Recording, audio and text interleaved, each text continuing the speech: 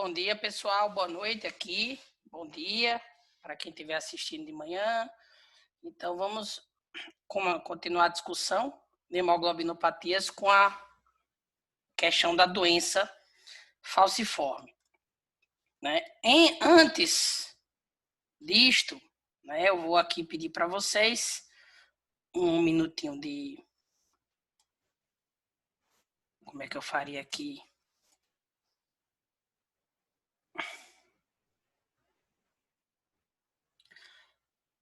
Compreensão, que eu estou só organizando aqui uns detalhezinhos.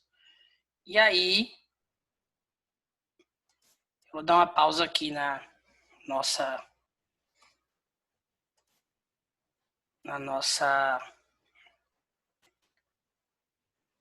como é que se diz, compartilhamento de slides, que eu estou tentando brigar aqui com a coisinha, mas vai ser uma new sharing, vai ser o jeito. Então vamos começar primeiro com uma coisinha boa, para vocês se animarem, enquanto vocês estão aí pegando a aula, tudo.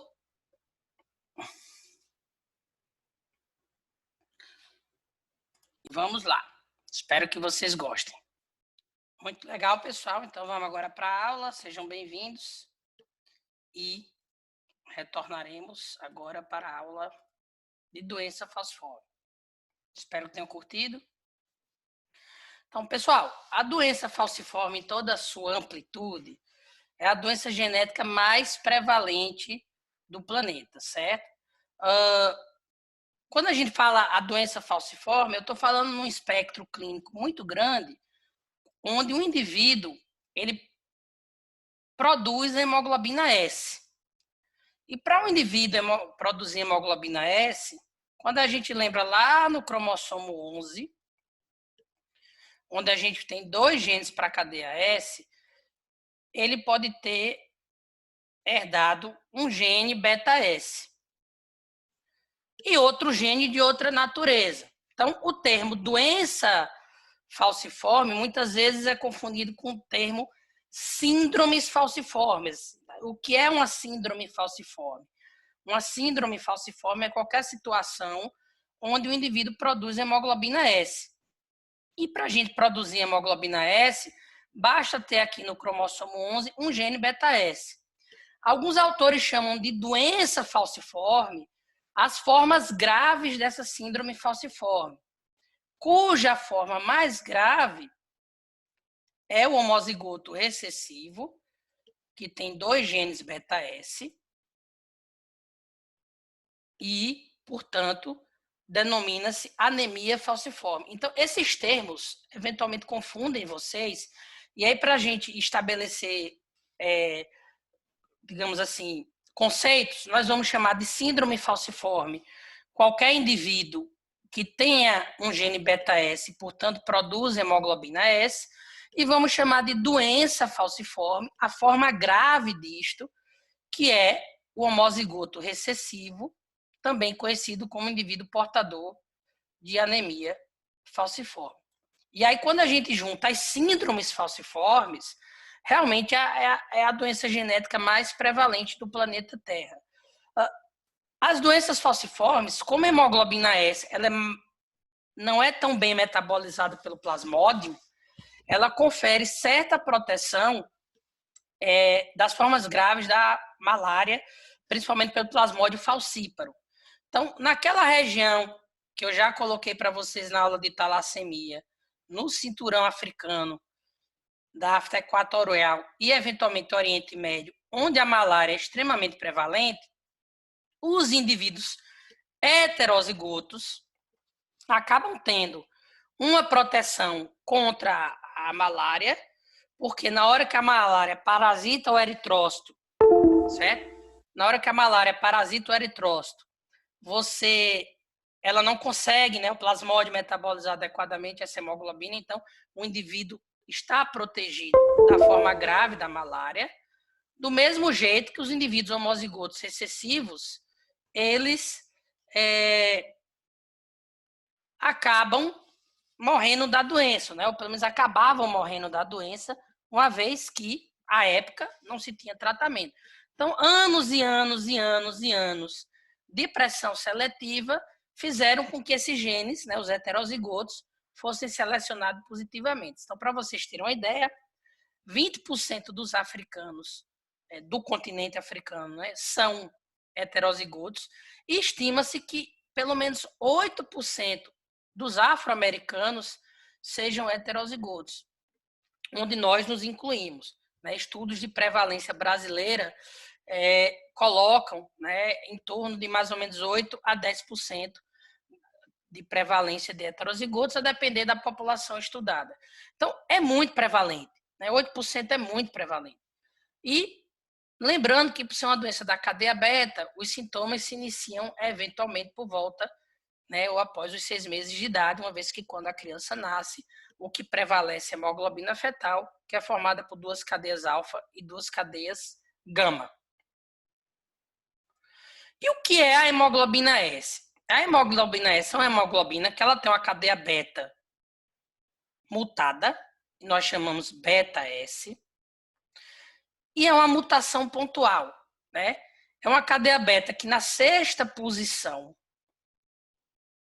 lá no códon, lá no DNA, certo? Houve a troca de de uma única base nitrogenada na 6ª posição da cadeia beta da globina. Então, é uma mutação gênica. E isso faz com que essa troca, essa única troca, no lugar de haver um ácido glutâmico, esse indivíduo com hemoglobina S, ele produz uma valina. Então, a hemoglobina S nada mais é do que uma hemoglobina anormal do ponto de vista de qualidade. E a anemia falciforme é uma hemoglobinopatia qualitativa. E o que é que torna essa troca tão complexa? É porque quando a hemoglobina ela está oxigenada, beleza, ela está solúvel no citoplasma da hemácia.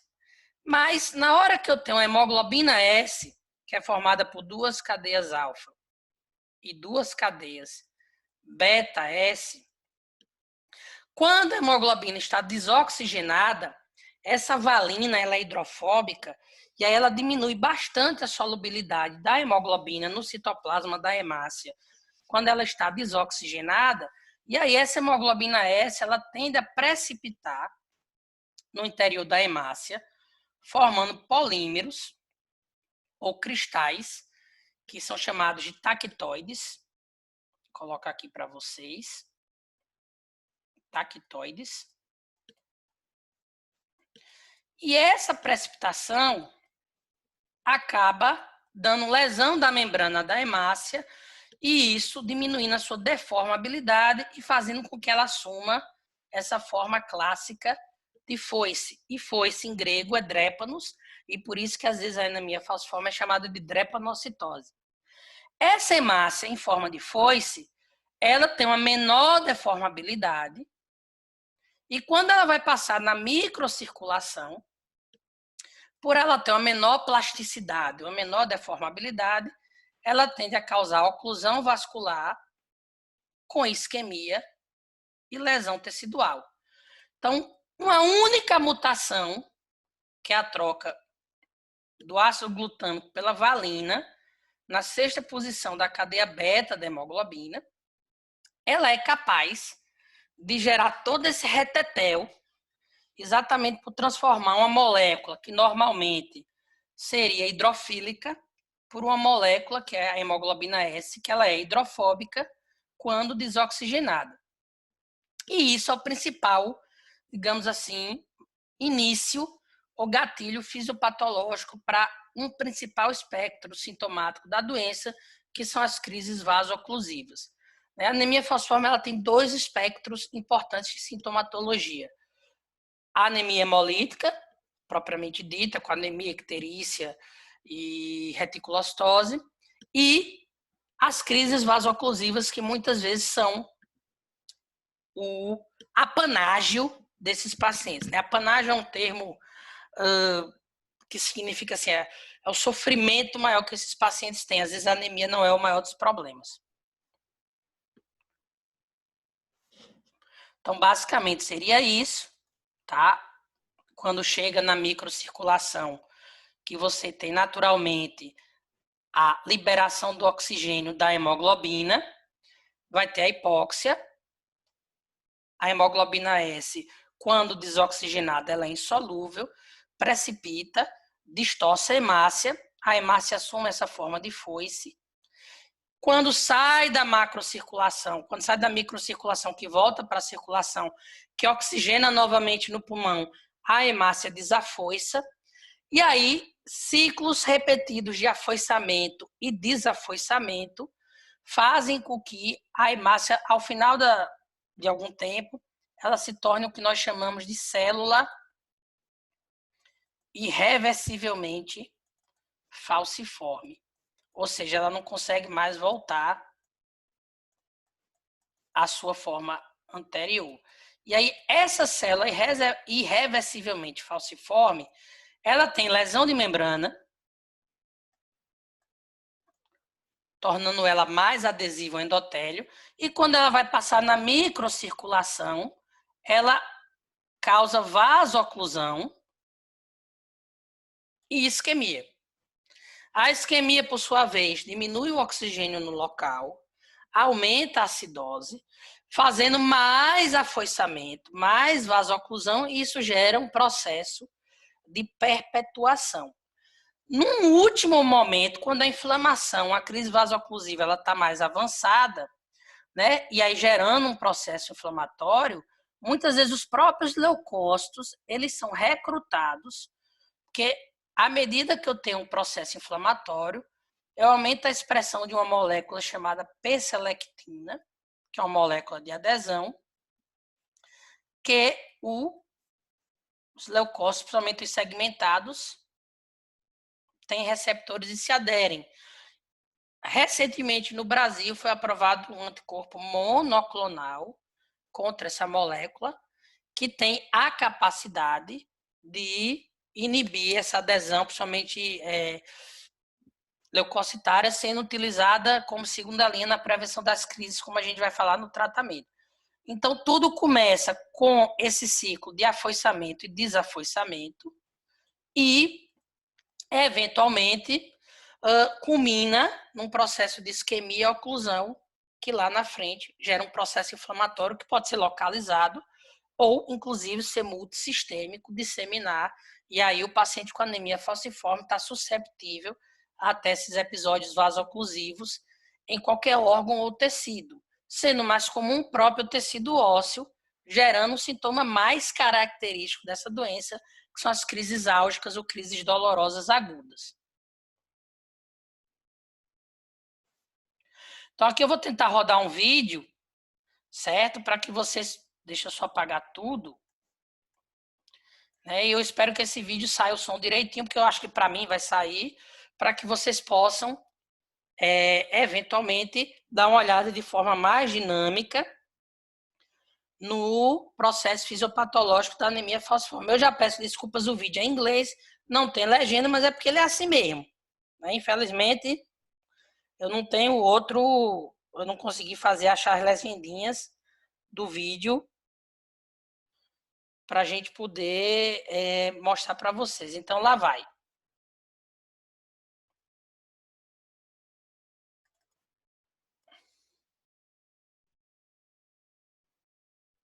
Sickle cell anemia is a genetic disease that affects hemoglobin, the oxygen transport molecule in the blood. The disease gets its name from the shape of the red blood cells under low oxygen conditions. Some red blood cells become sickle-shaped, and these elongated cells get stuck in small blood vessels so that parts of the body don't get the oxygen they need.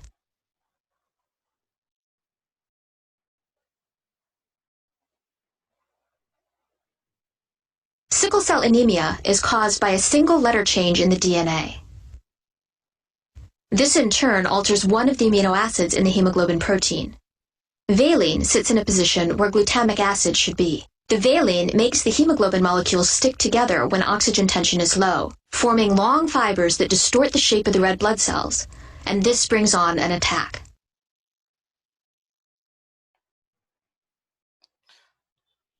Pronto, eu vou voltar e vou passar o vídeo mais uma vez, porque eu acho importante vocês reverem. E agora eu vou tentar fazer uma traduçãozinha simultânea. Então, vamos ver se eu consigo. Sickle cell anemia is a Anemia genetic disease that falciforme é affects uma doença hemoglobin, genética the que oxygen afeta a transport hemoglobina, molecule in the blood. a molécula que transporta oxigênio no sangue.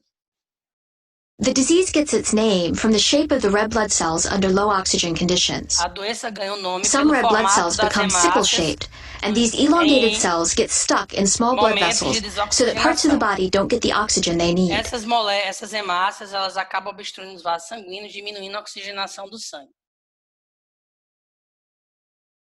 Sickle cell anemia is caused by a single letter change in the A DNA. anemia falciforme é causada pela mudança This de uma in turn única alters one letra of the amino no acids in the DNA. hemoglobin protein. Isso troca Valine único sits in a position aminoácido where glutamic da acid should proteína be. The hemoglobina. valine makes the hemoglobin molecules Botando a stick together valina when no oxygen lugar tension da- is low, forming do ácido long fibers that glutâmico, distort the shape of the red blood fazendo com cells, que a and hemoglobina this brings on precipite, an attack. forma esses cristais e isso, no final das contas, causa vasoclusão. Não foi a melhor do mundo, mas eu acho que deu para todo mundo compreender. E óbvio, né, a taxa que isso acontece de polimerização não é igual em todas as pessoas. E é por isso que a anemia falciforme é um caso muito comum de pleiotropia.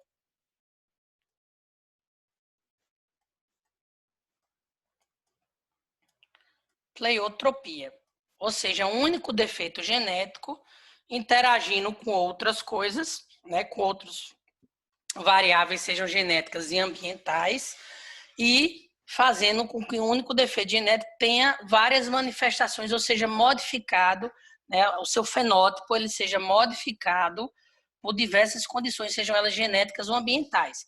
Então, talvez, de todas as condições que afetem a taxa com que há precipitação das hemácias de um paciente portador de doença falciforme, seja a presença de outras doenças das hemoglobinas.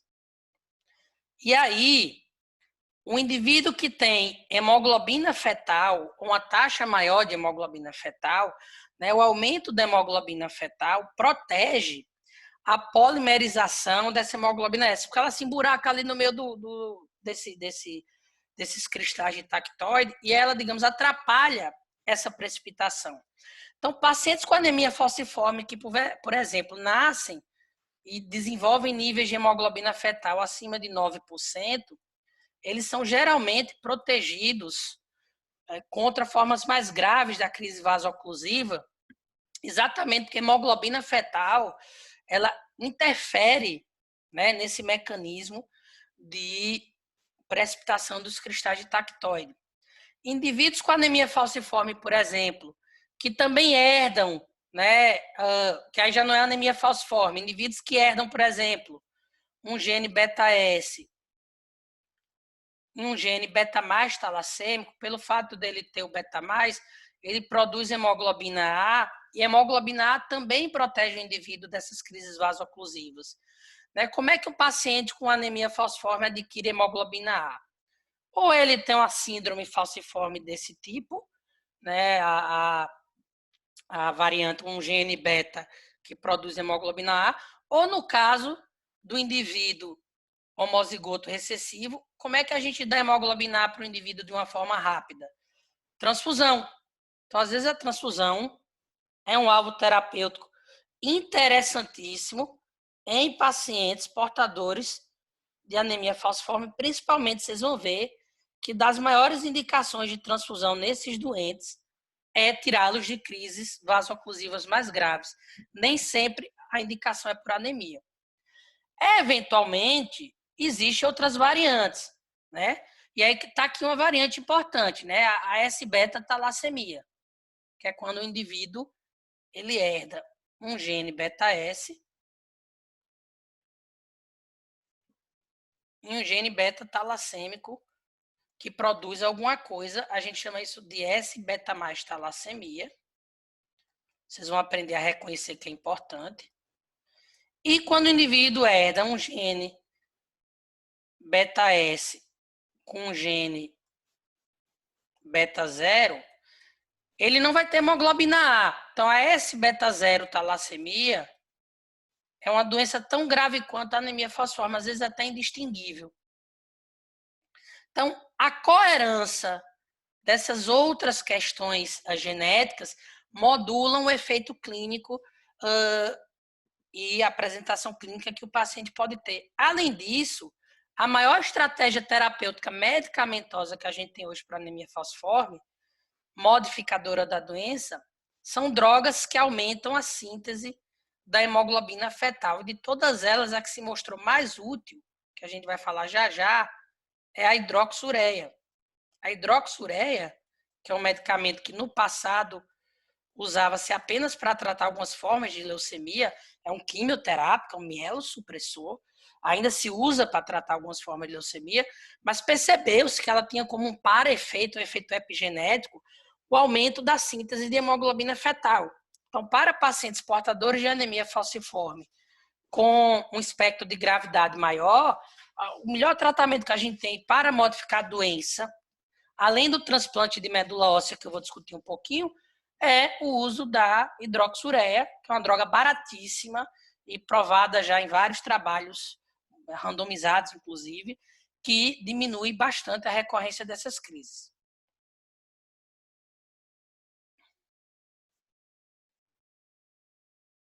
E óbvio, o indivíduo que é heterozigoto, bem bonitinho, um gene beta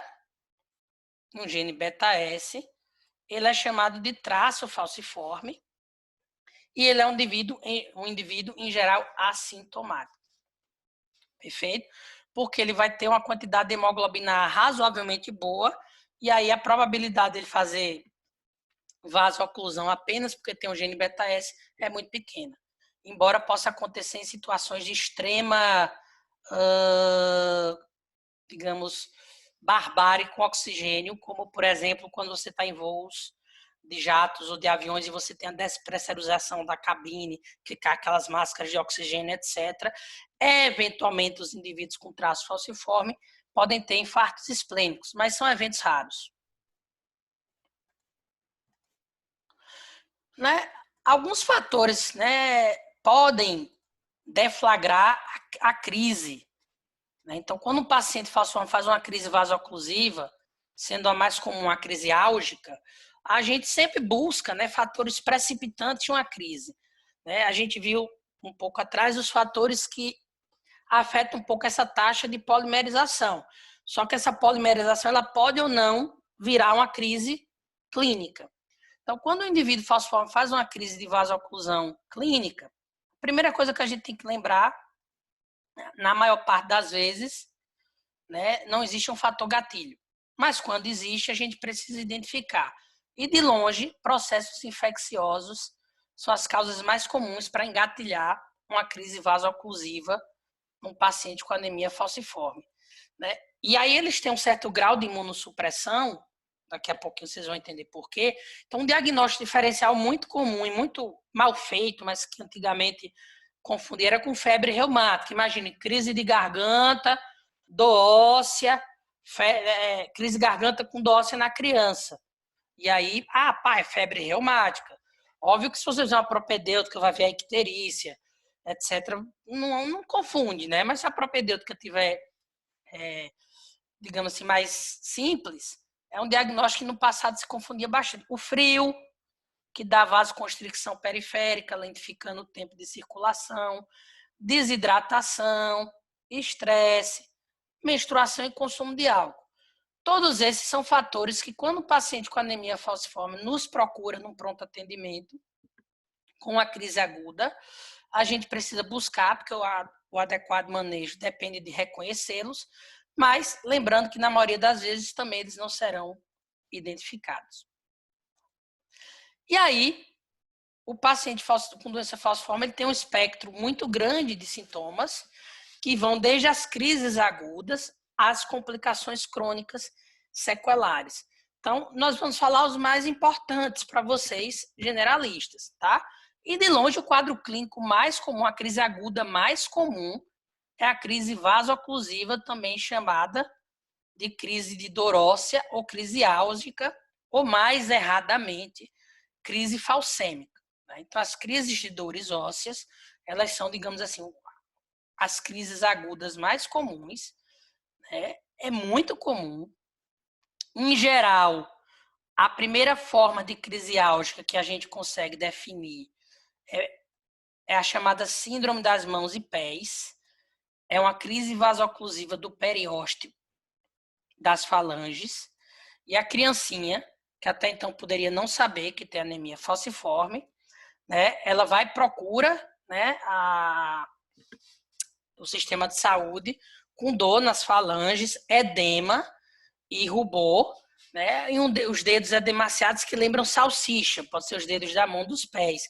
Essa crise é autolimitada, ela geralmente melhora com analgesia simples, mas ela tem duas grandes, assim, ela tem, na verdade, uma grande importância. Em geral, essa síndrome dos pés alerta para a possibilidade de a pessoa, né, da criancinha, ser portadora de anemia falciforme, porque, em geral, é um dos primeiros sintomas que a criança vai ter e normalmente acontece após 6 meses de vida, entre 6 meses e 2 anos. Né? E um diagnóstico diferencial importante é com osteomielite, só que geralmente não tem febre. Além disso, ao longo da vida, uma criança com anemia falciforme, um paciente com anemia falciforme, ele vai ter várias crises de dores ósseas, ele pode ter, não é que ele vai ter, e aí, né, é o quadro clínico mais comum, com os gatilhos que eu já falei para vocês, infecção, desidratação, tensão emocional, e deve-se à oclusão microvascular com hipóxia tecidual e isquemia, gerando uma resposta inflamatória aguda. Né? Quais são os ossos mais afetados, gente? Os ossos longos, tipicamente fêmur, húmero, articulações, região lombar, pelve, tórax, face e couro cabeludo. Mas na prática, qualquer osso ele pode ser afetado. E a dor tem qualquer padrão. Então, quando o paciente com anemia falciforme procurar um pronto atendimento com queixa de dor, entenda que esse sintoma ele tem que ser bloqueado de forma rápida. Né? A crise álgica ela tem que ser abordada de forma mais agressiva. Por quê? Porque uma crise álgica mal controlada é o principal gatilho para crises mais graves, como, por exemplo, a síndrome torácica aguda e o AVC.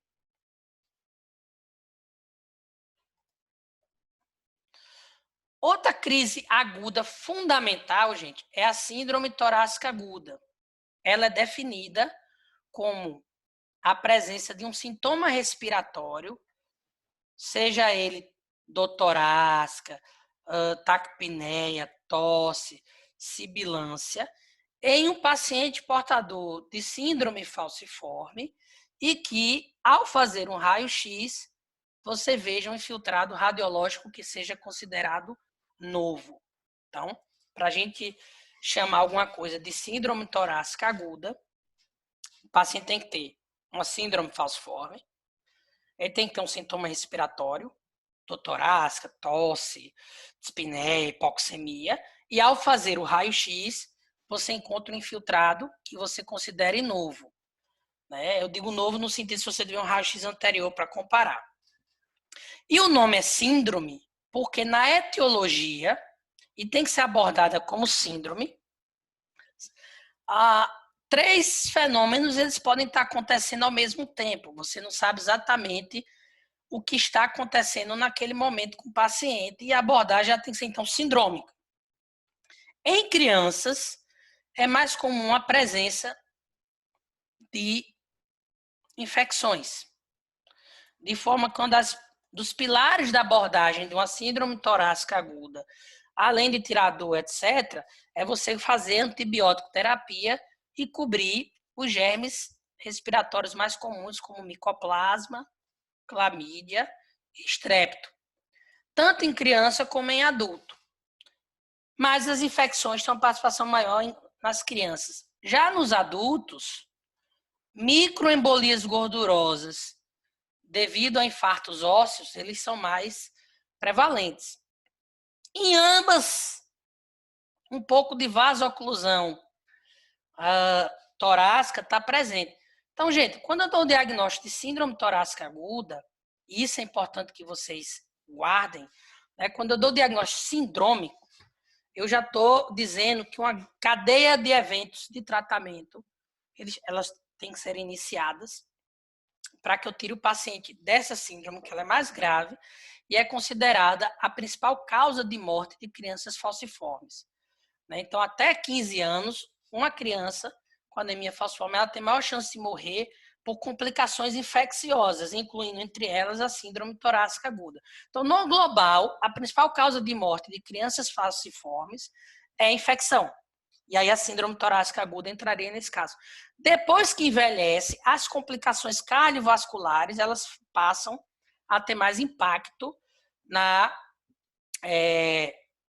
causa de morte. Então, falou, suspeitou de síndrome torácica aguda, é igual a trata a crise álgica com antibiótico. E lembrando, é síndrome por quê? Porque quando eu vejo o paciente, eu não sei exatamente naquele momento o que está rolando com ele. Se é vasoclusão, se é infecção, ou se é embolia gordurosa, ou se é os três juntos, ou dois dos três. E como eu diagnostico a síndrome torácica aguda? Primeiro, tem que saber que o paciente é portador de anemia falciforme, ou de uma síndrome falciforme, não acontece apenas no homozigoto recessivo. Segundo, tem que ter um sintoma respiratório e, obviamente, o critério radiológico. Alguns autores, eles alegam, e eu vou colocar isso para vocês lerem como uma bibliografia, digamos assim, complementar, que se você faz o exame clínico respiratório e a criança ou o paciente tem estertor, o critério radiológico ele pode ser desprezado, ou seja, chegou a criança no seu plantão, o adulto, adolescente, com anemia falciforme, queixando de dispneia, é portador de anemia falciforme, você fez o exame clínico respiratório e tem estertor, não, eu tô louco, estertor, deixa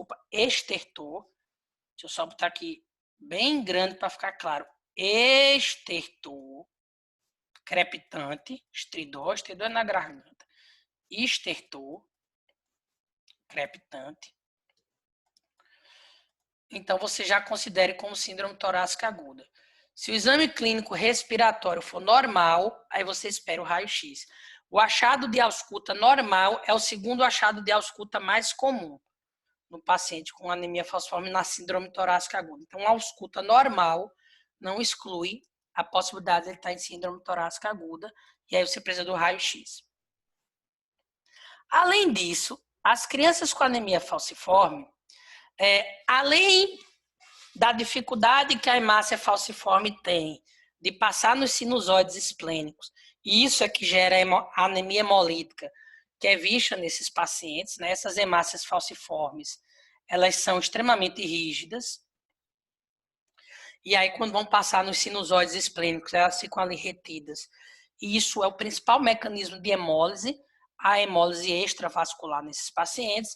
Essa hemácia falciforme também causa pequenas isquemias no baço,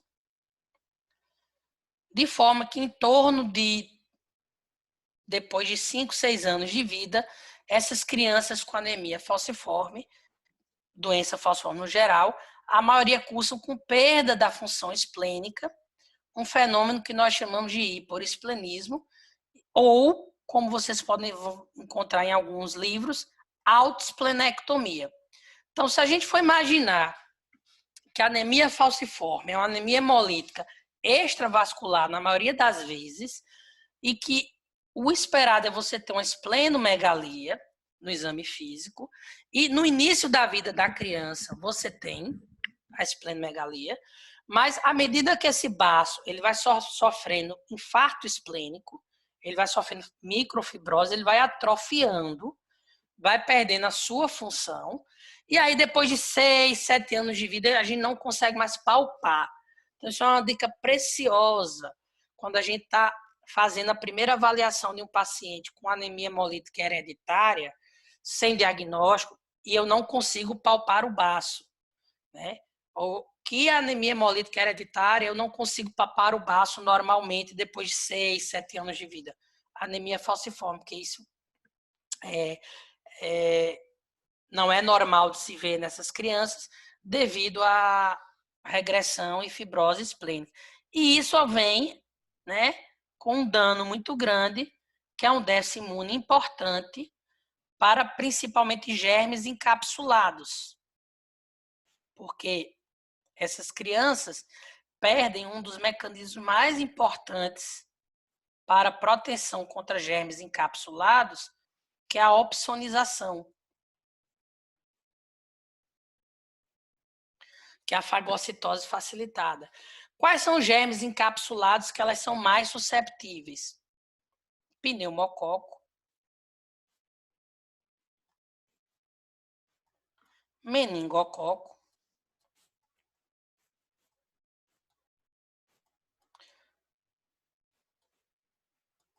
hemófilo.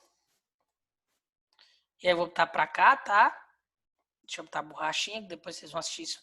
Tá gravado mesmo, vocês podem voltar o vídeo e olhar. Então, pneumococo, meningococo. Então, vamos lá. Pneumococo, meningococo, hemófilo,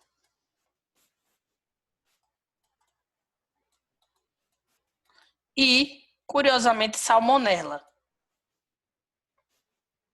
E a salmonela, nesse caso, é o germe mais comum, e a gente vai ver, que causa osteomielite nesses pacientes. Então, quando o paciente com anemia falciforme faz uma osteomielite, os germes mais comuns, além do germe da osteomielite convencional, que é o Staphylo aureus, nessa população específica, a salmonela ela é a mais prevalente. Então, os esquemas antibióticos eles têm que cobrir a salmonela.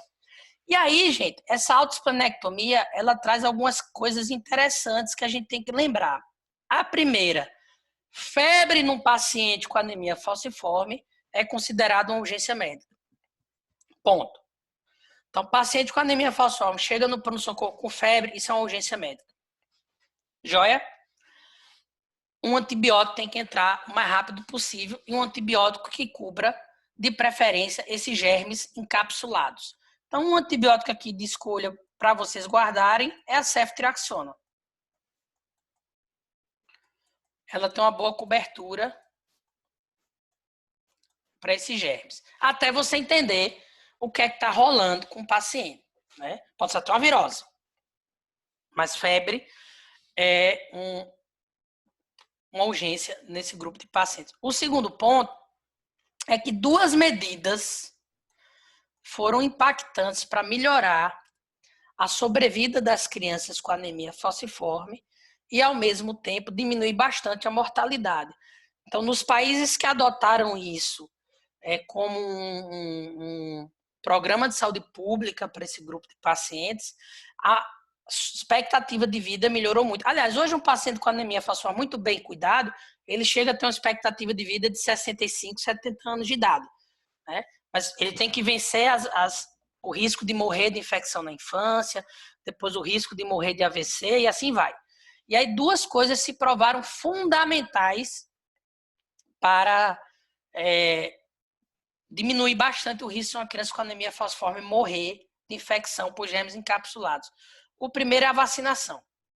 Então, todo paciente com doença falciforme ou síndrome falciforme, não interessa qual, e isso é uma medida preventiva, uma medida de atenção primária. Isso não precisa do hematologista. Isso pode ser feito pelo pediatra, pelo médico da unidade de saúde da família que deu aquele diagnóstico. Né?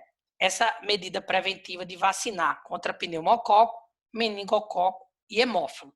Então, no calendário natural dessas crianças, tem que entrar essas vacinações. E a outra é fazer penicilina profilática,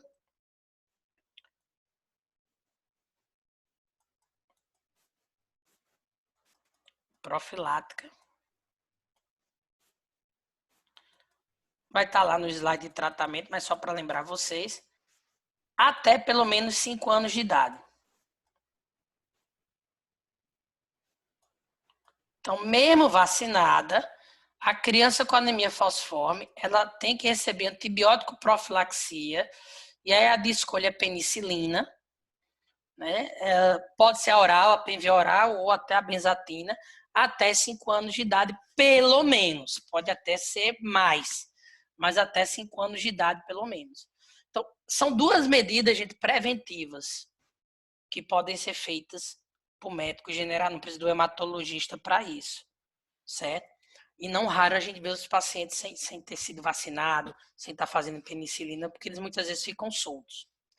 Uma outra coisa, que é mais uma coisa interessante para vocês saberem do que impacta, é o seguinte: toda vez que o paciente, e aí não precisa ser um paciente com anemia falciforme, mas toda vez que um paciente tem um baço que não funciona, pode ser porque sofreu uma esplenectomia cirúrgica, pode ser porque perdeu a função, como é o caso aqui, eu começo a ver na hematoscopia desses indivíduos a presença de uma entidadezinha conhecida como corpúsculo de Raul-Joly. O que é o corpúsculo de Raul-Joly? Né? É uma hemácia que sofreu um erro de produção e saiu da medula óssea com restinho de DNA. Na periferia, um pontinho de restinho de DNA. Né? Quando ao sair da medula óssea, o eritroblasto vai jogar o núcleo para fora. Se esse processo teve algum erro, eventualmente sai uma hemácia com restinho de DNA. Todo dia nós estamos produzindo hemácias erradas, a gente faz parte do pacote de uma fábrica, né? Então, quando a gente produz em grande escala, eventualmente sai um produto defeituoso. Mas a gente não vê isso no sangue de ninguém, porque nós temos um órgão que, no ponto de vista da eritropoese, faz o controle de qualidade, que é o baço. Então, quando essa hemácia com restinho de DNA vai passar pelo baço, a área que tem esse restinho de DNA é uma área mais durinha, então o macrófago esplênico vai lá e tira da circulação, tá? Fazendo um controle de qualidade. Quando eu não tenho um baço funcionando, né, eu não consigo, seja porque eu tirei, fiz cirurgia, seja porque, no caso dos pacientes com anemia falciforme, não funciona, né, ele vai perdendo a função devido aos infartos, eu começo a enxergar essas hemácias com restinho de DNA na sua periferia, chamado de corpúsculo de Raul-Joly. E o que é que significa ter um corpúsculo de Raul-Joly na hematoscopia? Significa que aquele paciente tem hipoesplenismo, seja ele anatômico, eu operei o baço, seja ele funcional, como é o caso aqui, o baço atrofiou. Então tá aqui, ó. Isso é um corpúsculo de Raul-Joly. Você vê que é um corpúsculo grosseiro, único.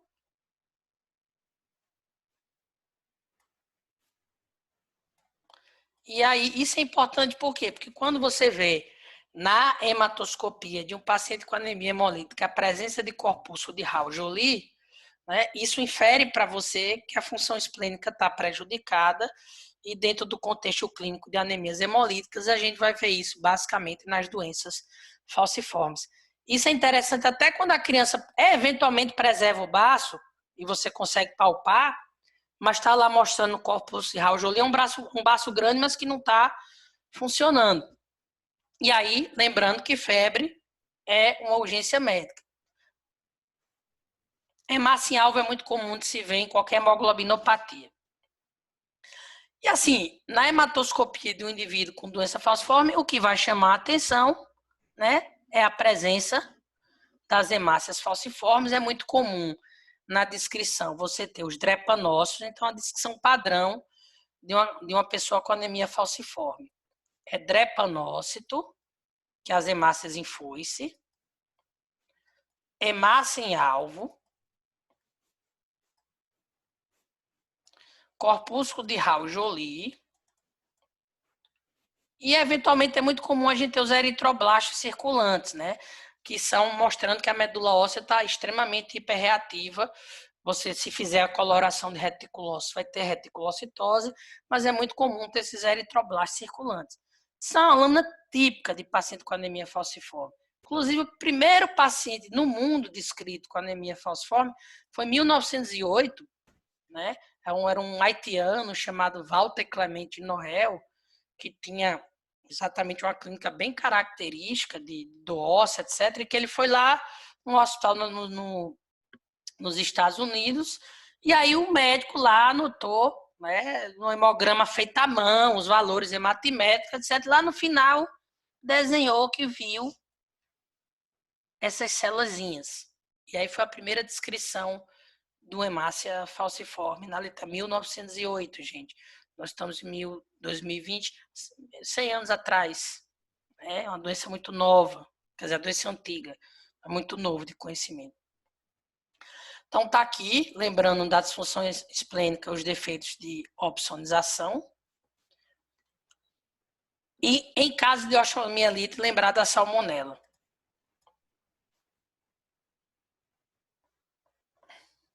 Além disso, né, os pacientes com anemia falciforme, eles têm a sua hemoglobina de base, eles são anêmicos de base, e eles podem ter crises agudas da piora da anemia. Certo? A anemia pode piorar agudamente. E aí, são 3 crises anêmicas que é importante a gente guardar. Uma delas é a crise de sequestro esplênico. Geralmente acontece até os 5 anos de idade. E essas crises, gente, elas não são exclusivas dos pacientes com anemia falciforme. Elas podem acontecer nos pacientes com talassemia e com outras anemias hemolíticas hereditárias. Vocês ainda vão estudar a esferocitose. E como é que eu diagnostico clinicamente uma crise de sequestro esplênico? Eu vou ter uma queda súbita na hemoglobina de base, geralmente maior que 2 gramas por decilitro, um aumento doloroso do baço e o quadro clínico é como se fosse um quadro de choque hemorrágico. Então, a criança vai chegar no pronto-socorro com quadro de hipotensão, disfunção de sensório, rebaixamento do nível de consciência, como se tivesse sangrado, né? Aquele quadro de choque que todo mundo conhece, mas na verdade ela não sangrou, ela sequestrou esse volume sanguíneo muito grande. Né? E por isso que é importante, uma das medidas mais, digamos, educativas que você pode fazer numa família que tem uma criança com anemia falciforme, é ensinar a mãe os valores de base da hemoglobina dessa criança. Perfeito? Então, olha, o seu filho normalmente a hemoglobina é 7. Por quê? Porque se chega no pronto-socorro com 4, caiu 2 pontos. Se o de base é 10, chega com 8, caiu 2 pontos. E ensinar a mãe a palpar o baço dessa criança. Porque lembra que o baço só vai regredir depois dos 6, 7 anos de idade. Ela não precisa palpar. A mãe não precisa saber palpar com toda a nossa complexidade. Ela precisa saber onde está a pontinha do baço. Então, faz parte da prevenção. Inclusive, isso pode ser feito na saúde básica. Ensinar a mãe da criança onde está a pontinha do baço da criança. Porque quando chega no pronto-socorro e você está meio perdido, se aquilo cresceu ou não cresceu, a mãe diz, não, o baço dele normalmente está aqui. Era aqui. E você tem um parâmetro para comparar. Porque é muito legal se isso acontecer e a criança for para o mesmo hospital que ela é acompanhada. Na vida prática do nosso sistema de saúde, não é bem assim, né? Principalmente no sistema público.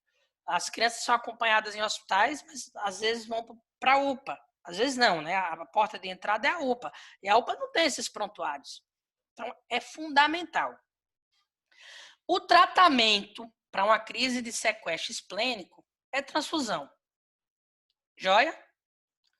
Então, a criança chega com sintomas de choque, você faz a transfusão de hemácia, devagarzinho o baço vai devolvendo esse sangue para a corrente sanguínea.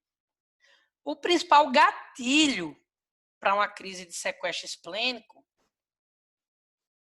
para variar, o principal gatilho de tudo em anemia falciforme são infecções. Então, além de você tratar a crise de sequestro, tem que fazer uma triagem importante para ver se, obviamente, não tem um quadro infeccioso que precisa ser tratado. Na fase aguda de uma crise de sequestro esplênico, jamais deve ser feita a esplenectomia, alto risco de óbito. Porém, uma vez que a criança fez uma crise de sequestro esplênico, ela tem grande chance de fazer outra. E aí a esplenectomia pode ser utilizada para fins de profilaxia de uma segunda crise de sequestro. Então, na prática, uma criança com anemia falciforme, se faz uma crise de sequestro esplênico, saiu da crise, está bem, você pode indicar a esplenectomia para a prevenção de uma segunda crise. A crise de sequestro esplênico ela é importante, embora ela não seja muito comum, porque, como eu disse para vocês, a apresentação da criança é uma apresentação de choque hemorrágico. Então, se vocês se depararem no pronto atendimento, vocês vão se assustar. Outra crise muito interessante, vale a pena lembrar, é a crise aplástica. Tá? Geralmente, o principal causador da crise aplástica é o parvovírus B19. O parvovírus B19 é um vírus que causa uma doença exantemática muito comum na infância e que ele tem um particular tropismo pelo eritroblasto. Então, quando uma criança normal pega uma parvovirose, ela pode fazer um quadro gripal e passar batido, e vida que segue. Ela pode fazer a doença clássica chamada eritema infeccioso, que dá um rache em forma de tapa na cara, e vida que segue. O parvovírus vai infectar o eritroblasto das crianças, por 2, 3 dias vai ter uma parada na hematopoiese das crianças que pegaram parvovírus, mas as crianças que não têm anemia hemolítica, vida que segue. Quando eu sou um paciente, uma criança portadora de uma anemia hemolítica hereditária crônica, vamos supor que minha hemoglobina de base seja 8, joia? Eu estou mantendo 8 às custas de toda a medula óssea que eu posso recrutar. A medula está expandida 5 vezes, eu estou botando reticulócito com toda a bexiga na periferia. Quando vem o parvovírus, eu faço o quadro básico da doença, mas aqueles 3, 4 dias de parada da eritropoiese podem ser extremamente impactantes no meu nível de hemoglobina e haver uma queda súbita na hemoglobina. E aí essas crianças procurarem o pronto-socorro com queixa de anemia aguda. E a grande dica para você pensar em crise aplástica é quando você tem um reticulócito. Lembre-se que os reticulócitos, eles refletem o nível de eritropoiese das últimas 48, 72 horas. Então, quando eu tenho anemia hemolítica, o que é que eu espero? Que esses reticulócitos sejam lá em cima, né? Mas quando eu tenho crise aplástica, como foi tudo suprimido pelo parvovírus, eu tenho um reticulócito menor, normalmente que 0,1%. Não é um diagnóstico difícil de ser dado. Ao contrário, é muito fácil. Se você tiver reticulocitose. Se você tiver o exame lembrar de pedir o exame de reticulócito. Tratamento, suporte, normalmente vai ser transfusão. A doença viral tem o seu curso, né? Às vezes é precedido por 7 a 10 dias com quadro gripal, aí pá, chega com anemia. E vida que segue. Diagnóstico, sorologia. Se você quiser documentar a infecção aguda pelo parvovírus, você vai pedir uma sorologia, o IgM para o parvovírus B19, ou até, se você quiser ser mais, pode pedir o PCR ou a carga viral. Na prática, essas crianças vão chegar para vocês com quadro de anemia aguda, uma piora da sua anemia de base, sintomas de anemia, vão receber a transfusão, vão melhorar e vão embora, e você nem vai saber que foi uma crise aplásica se não fizer uma boa anamnese para ver, por exemplo, se a criança teve a história de febrícula, coriza, rache em forma de bufetada, ou fizer um exame de reticulócito ali no PA, que nem sempre está disponível, mostrando a supressão da eritropoiese. Não requer um tratamento a longo prazo.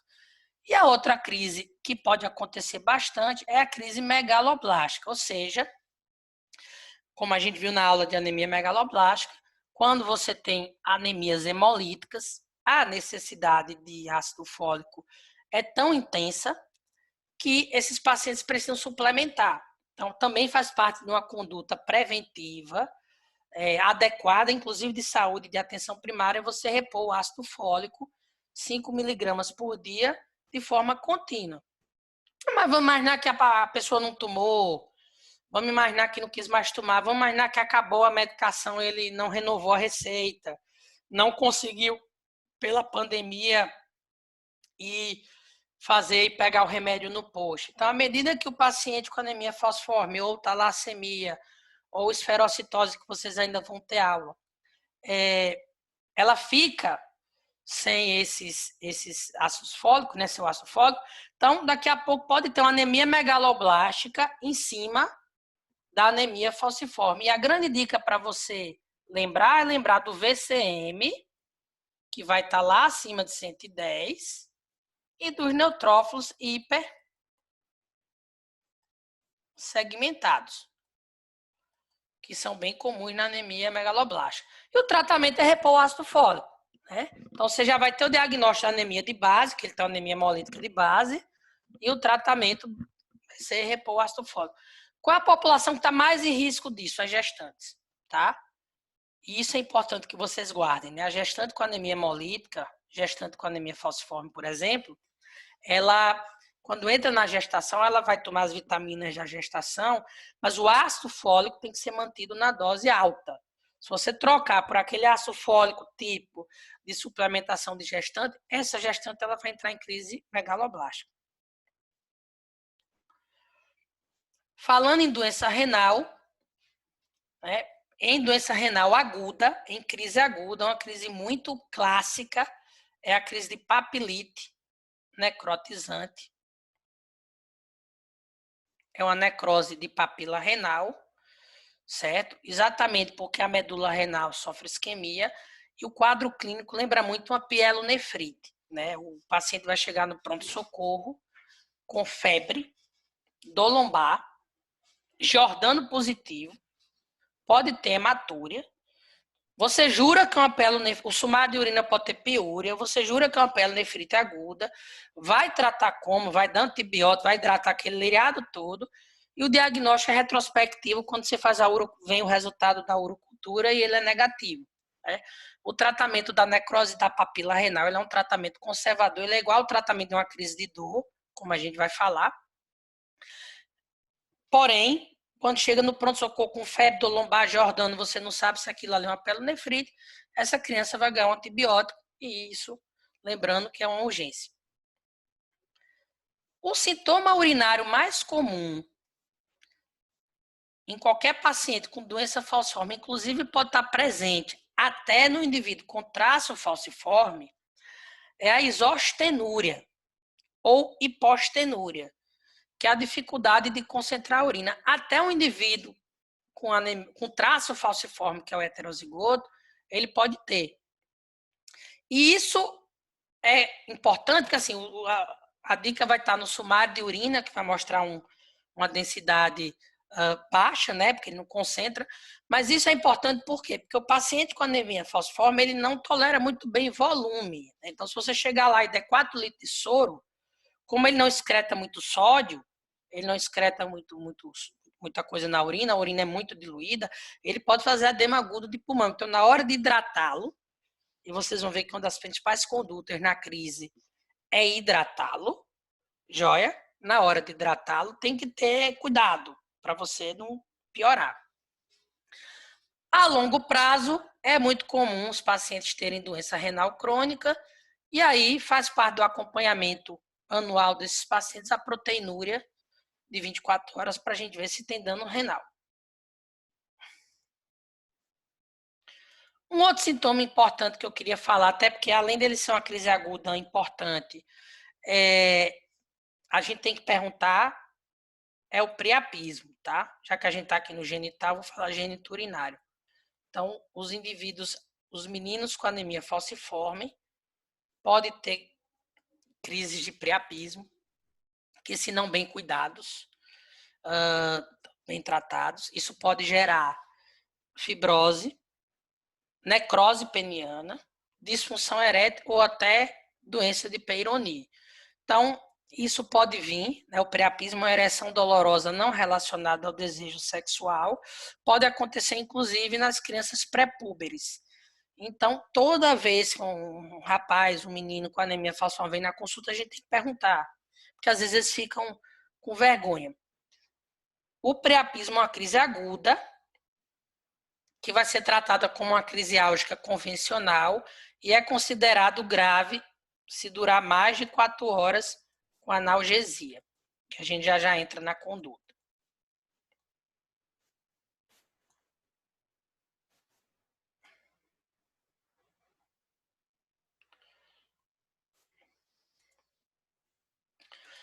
Pronto, agora eu vou dar aqui 1 minuto de intervalo só para pegar um copo de água, tá? É o tempo de vocês que também estão aí assistindo.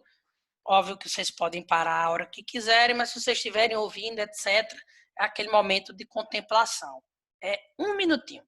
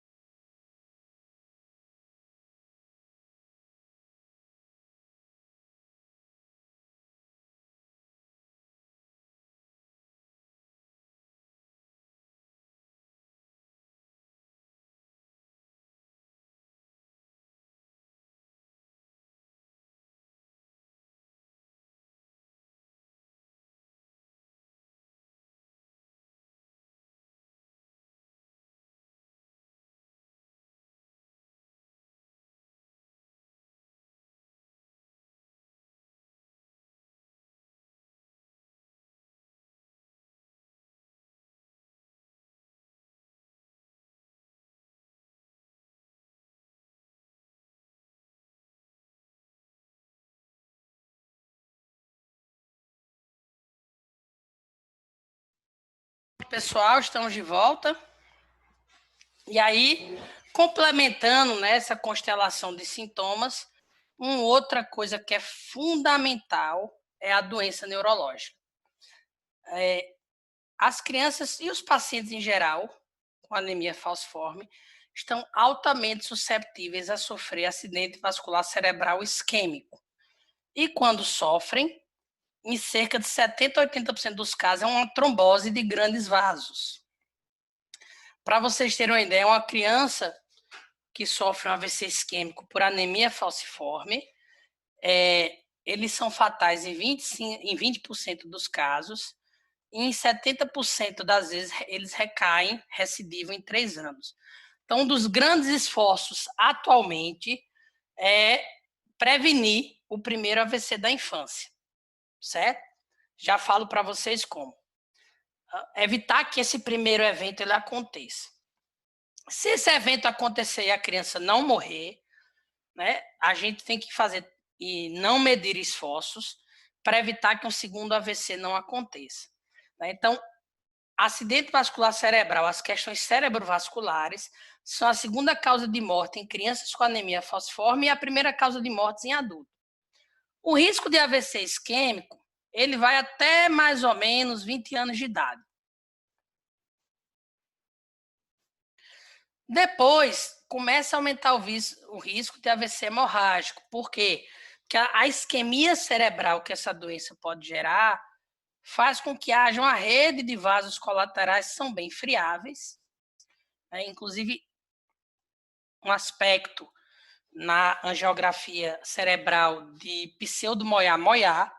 Tá? Moyar-Moyar é uma doença genética de malformação vascular.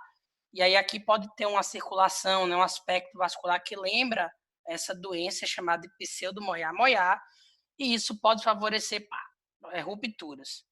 Depois dos 40 anos de idade, voltam a prevalecer os eventos isquêmicos. Só que aí por outros mecanismos. E uma coisa importante, quando você pega as crianças com falciforme, com anemia falciforme, que nunca tiveram um AVC clínico, e faz ressonância nuclear magnética de encéfalo, até 50% dessas crianças tiveram um infarto silencioso, ou seja, tem uma área de lesão lá na ressonância magnética, mesmo não tendo o sintoma, quer dizer, não desenvolveu um déficit focal, não perdeu força, e assim sucessivamente. Essas crianças que tiveram infarto silencioso, elas devem ser manejadas do ponto de vista de prevenção, igual às crianças que tiveram o primeiro AVC isquêmico, que já a gente vai ver como. Esses infartos silenciosos estão associados também a déficit cognitivo. Então, mesmo eu não tendo aquele déficit focal, né, isquemia, se teve um infarto silencioso, teve uma área de isquemia, isso pode estar associado a déficit cognitivo, mau rendimento escolar, perda de memória, etc. Então, deve ser realmente evitado. O ideal é que a gente já evite a isquemia primária. E como é que eu evito essa isquemia primária? Então, é um outro, digamos assim, um grande pilar da condução de um paciente com anemia falciforme. Toda criança com anemia falciforme dos 2 a pelo menos 16 anos de idade deve ser submetida uma vez por ano a um exame que é o Doppler transcraniano. O Doppler transcraniano vão ter vários parâmetros, mas o principal parâmetro que o Doppler transcraniano vai mostrar para a gente é a velocidade na artéria cerebral média.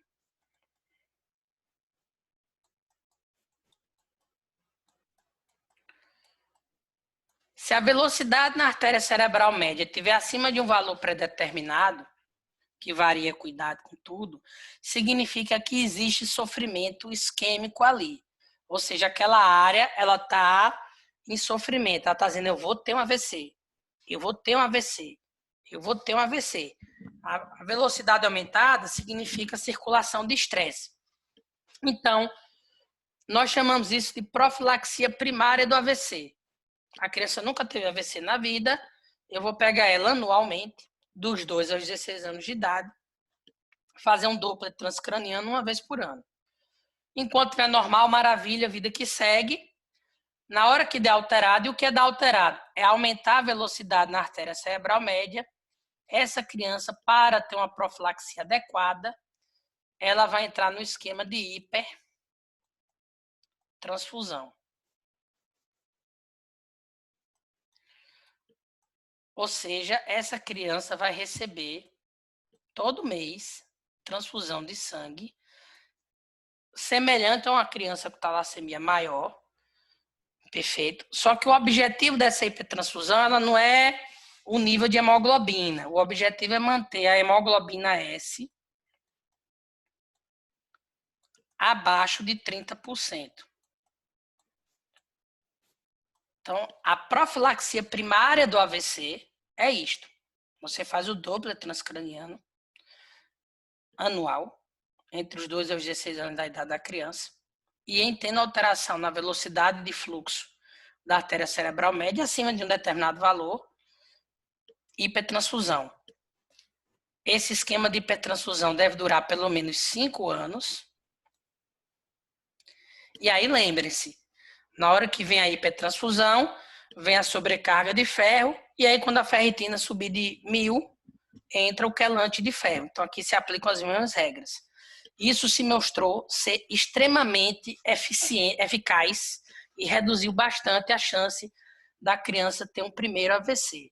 Ou se a criança não tem nem o primeiro AVC, ela já tem uma redução bastante da chance de morrer, bem como de ficar sequelada.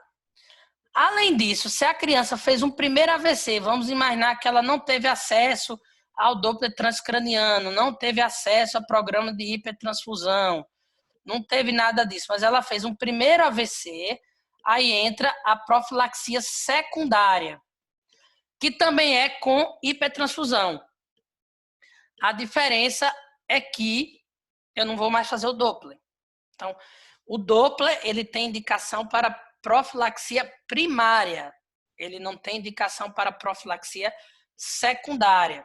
Na profilaxia secundária, se a criança já teve um primeiro AVC, eu vou e já coloco ela no esquema de hipertransfusão por pelo menos 5 anos, com os objetivos de deixar a hemoglobina S abaixo de 30%. E isso muda radicalmente a mortalidade desses pacientes. Se ela nunca teve um AVC, ela vai fazer a profilaxia primária, que é com Doppler, anualmente, e se o Doppler mostrar um aumento de fluxo, sugerindo sofrimento isquêmico, aí ela entra em hipertransfusão. É uma das poucas situações que você vai deixar a criança com anemia falciforme em transfusão regular.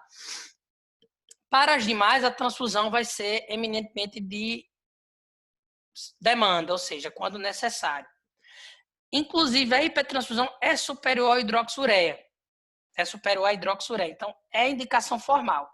E aí, lembrando, colocou em hipertransfusão, é igual também a lembrar de fazer a profilaxia para a sobrecarga de ferro e fazer aquela ação de ferro quando a ferritina passar de 1000.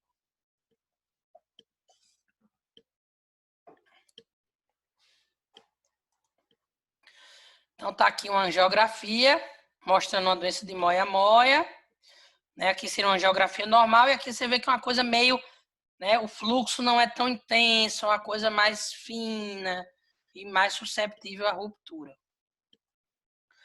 O diagnóstico de anemia falciforme não é difícil. A suspeita vem do quadro clínico. No hemograma clássico, eu vou ter uma anemia, tipicamente normocítica, normocrômica. É uma anemia hemolítica, então eu vou ter DHL elevado, bilirrubina indireta elevada, reticulocitose. É comum ter eritroblasto circulante. E quando você vai para a lâmina de sangue periférico, o que é que vai chamar a atenção? A presença dos drepanócitos, dos corpúsculos de Rauli e Joule, das células em alvo, tá? Mas os drepanócitos estão lá. Qualquer paciente com doença falciforme, com anemia hemolítica, o drepanócito está lá. Se alguém fizer a lâmina, vai ver. É muito comum esses pacientes terem leucocitose. Isso não necessariamente significa infecção, é só medula hiperestimulada. E também é comum ter plaquetose. Também não tem, é só medula óssea hiperestimulada.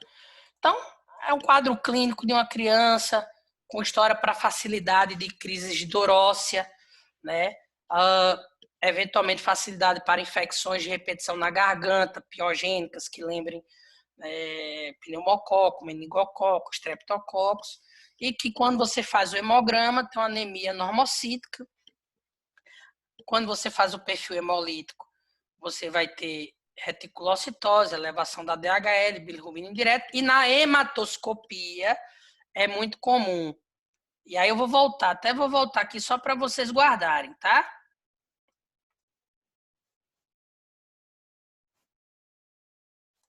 Drepanócito, que é o nome técnico para hemácia falciforme, hemácia em alvo, eritroblasto circulante, e a depender da idade da criança, se ela já entrou na hipofunção esplênica, nós teremos o corpúsculo de Raul-Joly. Então não é difícil, gente, não é difícil. Agora, o diagnóstico final, que síndrome falciforme eu tenho, vai vir da eletroforese de hemoglobina, certo? E eu queria que vocês guardassem uma coisa importante. O indivíduo normal, ele não tem hemoglobina S. Então, ele vai ter só hemoglobina A. Joia? A hemoglobina A2 é menos que 3,5%. E a hemoglobina fetal menos que 1%. Isso, quando sai o resultado da eletroforese hemoglobina, ele coloca assim, padrão AA. Ou seja, o indivíduo normal. O indivíduo com anemia falciforme, ele já não tem hemoglobina A. Joia? Basicamente, ele só vai ter hemoglobina S. Porque ele não forma cadeia beta normal. Ele só forma cadeia beta S. Então, ele vai ter menos de 13,5% de A2, um nível de fetal que é variável e basicamente mais de 80%, 85% de suas hemoglobinas serão hemoglobina S. E o indivíduo heterozigoto normal, que é o traço falciforme, ele vai ter tanto hemoglobina A, sim, aí voltando rapidinho, isso aqui vai ser descrito lá no laudo como SS. Ou seja, ele é um homozigoto recessivo. E o indivíduo que tem o traço falciforme vai ter tanto hemoglobina A quanto hemoglobina S. Só que ele vai ter mais hemoglobina A do que hemoglobina S, porque a hemoglobina A ela é mais estável. Então, normalmente, ele tem em torno de 60% da hemoglobina A e 40% da S. Que é aquele cara que, em geral, é assintomático, no máximo vai ter uma hipostenúria. O laudo, no final, ele vem como AS. Toda vez que a letra A vier na frente do S, quem fez eletroforese de hemoglobina está dizendo para você que esse indivíduo é portador de um traço falciforme.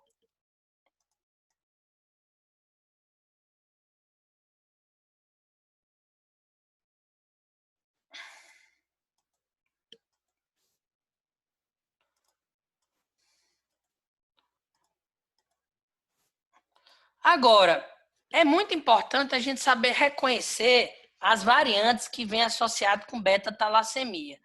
E aí eu queria chamar a atenção aqui uma coisa. Eu posso ter anemia falciforme pura, o chamado SS. Percebam que praticamente toda a hemoglobina dele vai ser S, tá? Mas quando chega aqui na hemoglobina 2, ela é normal.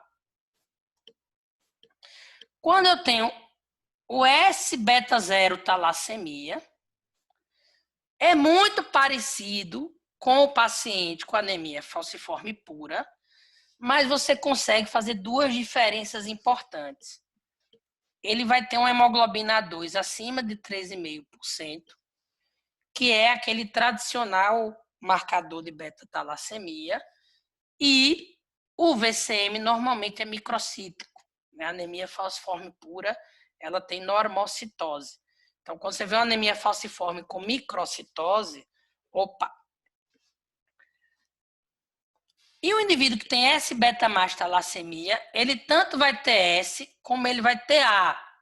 Só que a S dele vai ser maior do que a A. Porque ele tem um genezinho aqui, que é o gene beta mais, que produz menos A. Ele é diferente do traço falciforme. O traço falciforme vai ter hemoglobina S e hemoglobina A, só que a hemoglobina A em maior proporção que a hemoglobina S. Beleza. O S-beta mais talassemia, que confunde com traço falciforme, mas ele pode ter sintoma, crise de dor, etc.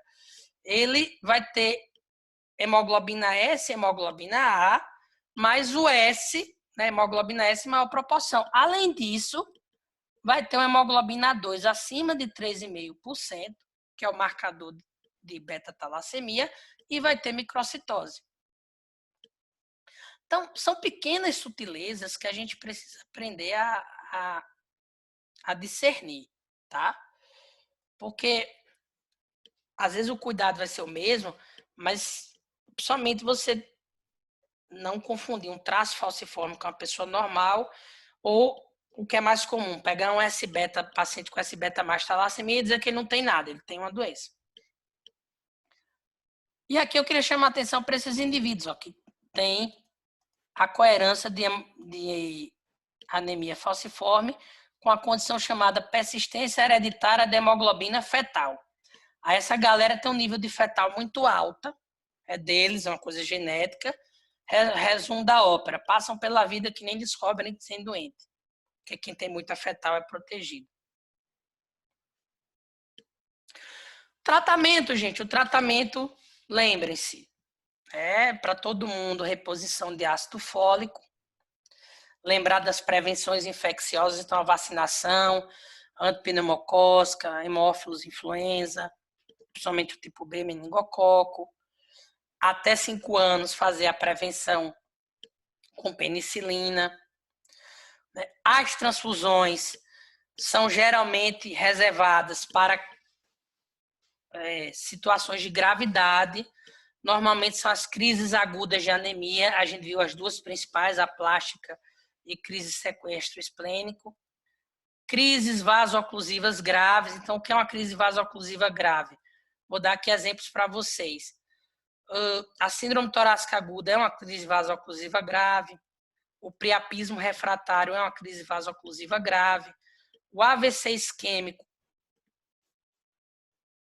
é uma crise vaso-oclusiva grave, quer dizer, quando ele está no AVC, é uma crise vaso-oclusiva grave. Uma crise de dor que dura mais que 72 horas, ela é grave. E, eventualmente, as transfusões de profilaxia, que normalmente a situação que você vai ver mais os pacientes com anemia falciforme fazendo hipertransfusão profilática é nos casos de prevenção do AVC, seja ela primária ou secundária. Outras situações que eventualmente a gente transfunde o paciente com anemia falciforme de forma preventiva é em pré-operatório de cirurgia de grande porte com anestesia geral. Então, um paciente falciforme, por exemplo, está estável, mas vai fazer uma cirurgia torácica, uma cirurgia abdominal maior, vai fazer anestesia geral, pelo risco de hipóxia e crise falcêmica no intraoperatório, ele faz uma transfusão profilática. O objetivo não é necessariamente melhorar a hemoglobina, é diluir a hemoglobina S.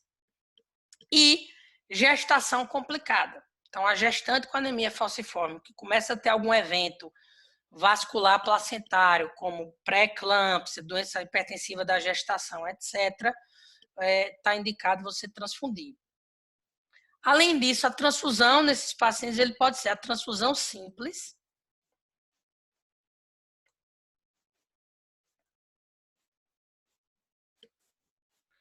que é a transfusão, como todo mundo entende, ou, eventualmente, fazer a transfusão de troca, que é chamada de exossanguíneo transfusão.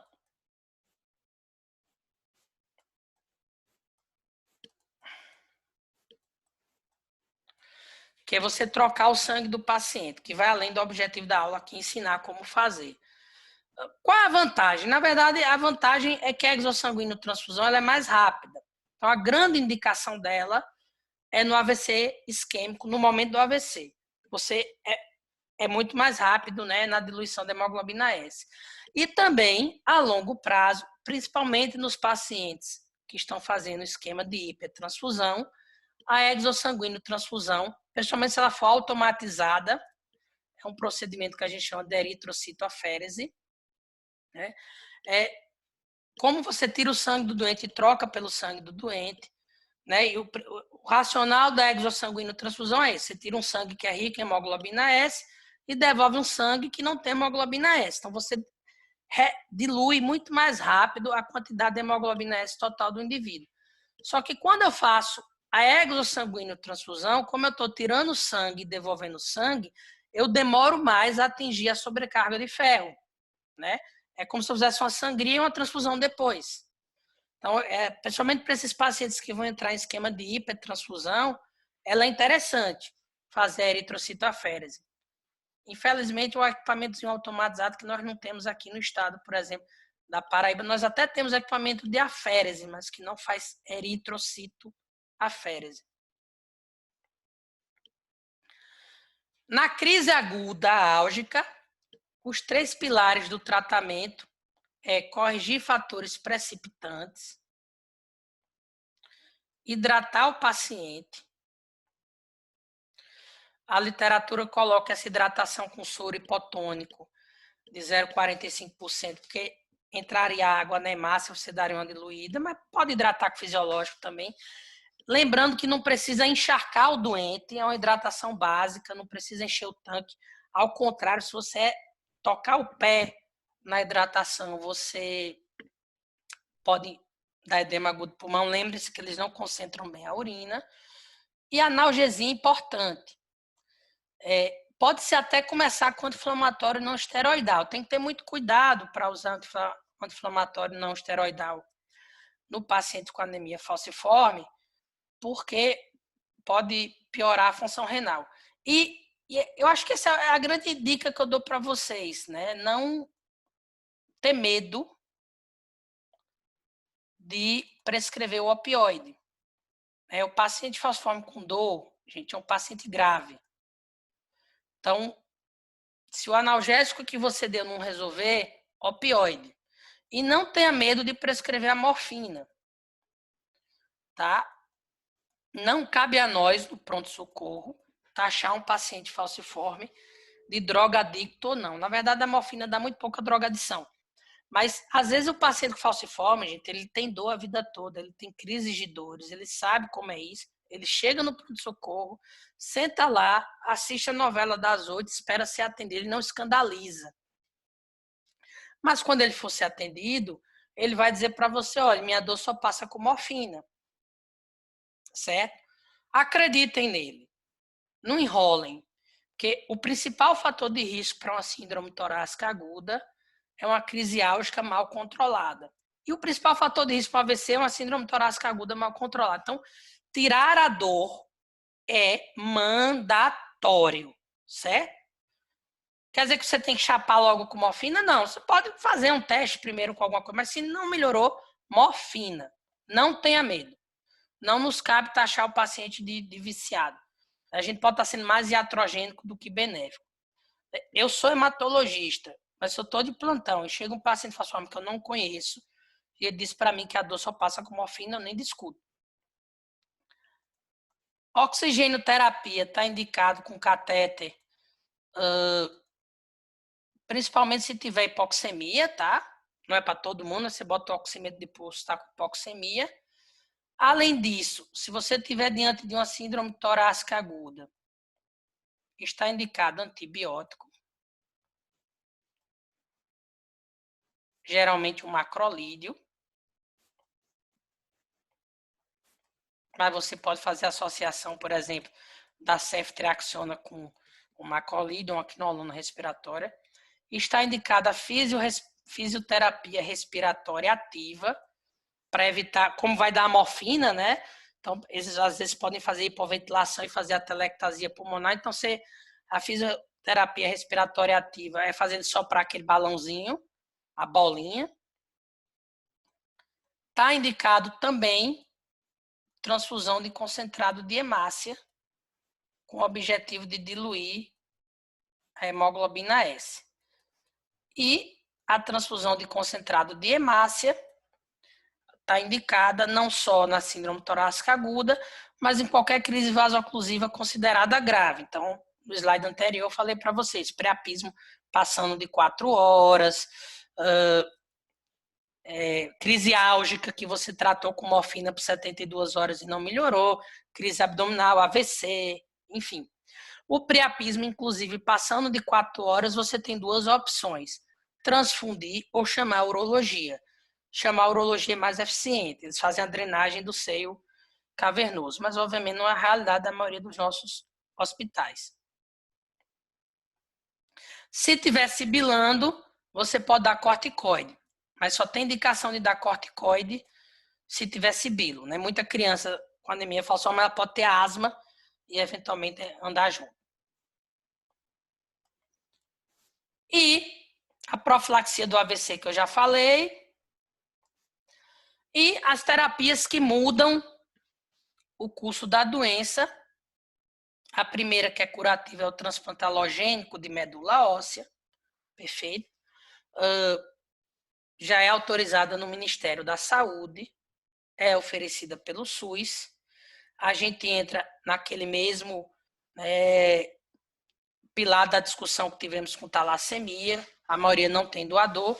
Só que, diferente da talassemia maior, que teoricamente é o tratamento de escolha para todos, o problema do paciente falciforme é que vai ter paciente com anemia falciforme que vai ter um curso de doença brando.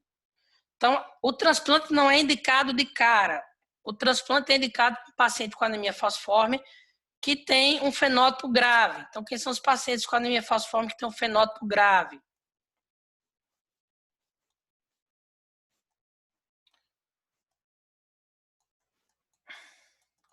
Aqueles que tiveram AVC, aqueles que tiveram síndrome torácica aguda, aqueles que, embora não tiveram AVC, estão fazendo profilaxia com múltipla transfusão, aqueles que têm crises de dores independente do que você faz. Então, a indicação de transplante de anemia falciforme, ela não é tão, digamos assim, tem anemia falciforme transplante, né? O debate ele é mais importante, ele é mais, digamos assim, complexo pelo fato de que vai ter pacientes com anemia falciforme, principalmente aqueles com doença com nível de hemoglobina fetal maior, que vai passar pela vida de boas, tá? Então, não é dar o diagnóstico e encaminhar para todo mundo. Na ausência do transplante, o que a gente tem de melhor para oferecer é a hidroxureia. A hidroxureia é uma droga que é tomada por via oral. A dose é de 10 a 30 miligramas por quilo.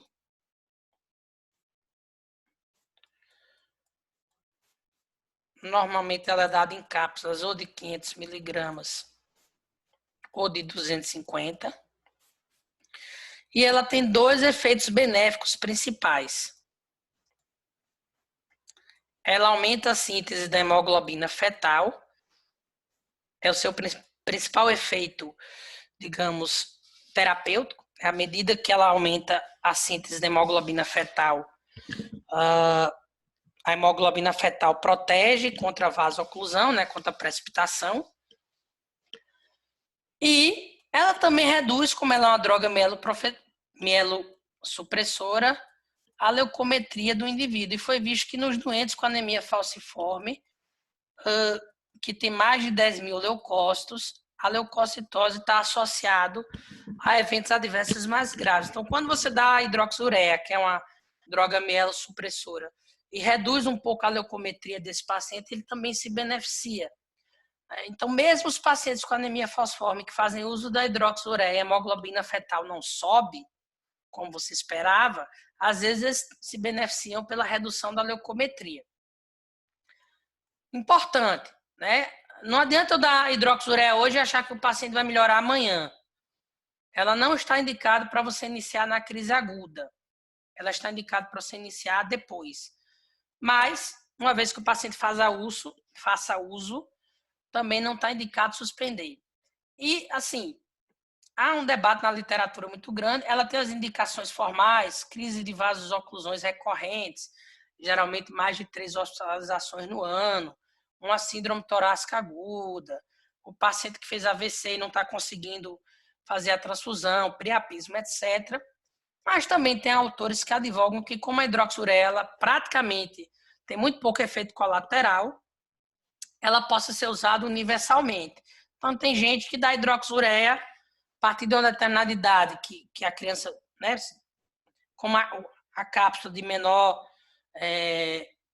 miligramagem é de 250, a dose mínima é 10 miligramas por quilo. Quando a criança consegue engolir uma cápsula de 250, tem autor que já advoga mandar brasa, a hidroxureia universal. Então, fica essas duas correntes. Tem mais 2 novidades aí chegando no mercado brasileiro. Um é o anticorpo monoclonal contra a P-selectina, aquela molécula de adesão. É o CRI. Eu até estou colando aqui que o nome é complexozinho, para não correr o risco de dizer errado para vocês, é o crisanlizumab. Crisanlizumab.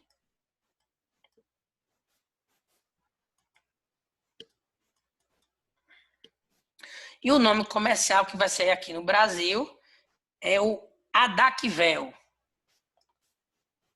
Já foi lançado no Brasil, mas ainda não está disponível devido à pandemia do coronavírus.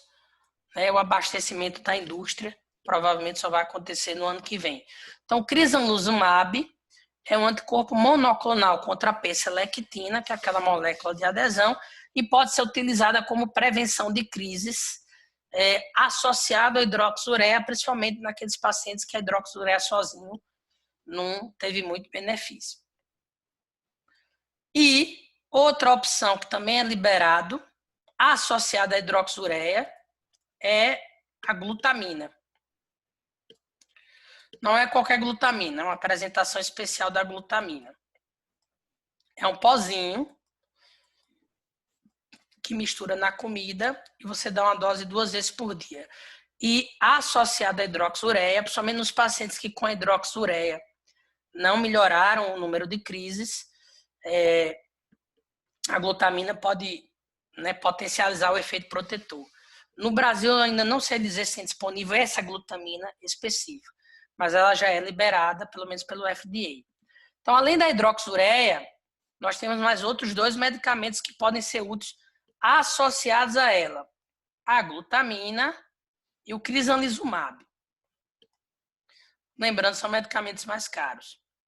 E, como opção curativa, o transplante halogênico. Lembrando que só faz transplante quem é encaminhado para o transplante.